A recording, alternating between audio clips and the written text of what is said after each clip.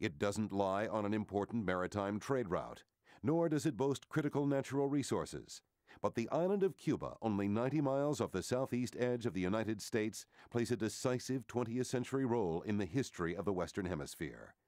Cuba is the last colonial outpost of Spain in North America. Following the explosion and loss of the U.S. battleship Maine in Havana Harbor, the U.S. goes to war with Spain.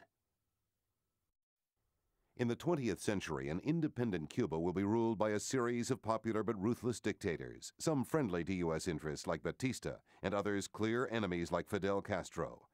Initially, Castro proves to be a minor irritant to the U.S., mainly by nationalizing some U.S.-owned businesses. Castro's alignment with the Soviet Union transforms Cuba into a flashpoint of the Cold War. The U.S. organizes efforts to foment revolution to depose Castro. All will fail, and none in a more spectacular fashion than the Bay of Pigs invasion. Castro brings in Russian nuclear missiles. When they are discovered by American air reconnaissance in 1962, Cuba nearly draws the U.S. and Russia into war. And thereby to intensify the Soviet diplomacy of blackmail in every part of the world.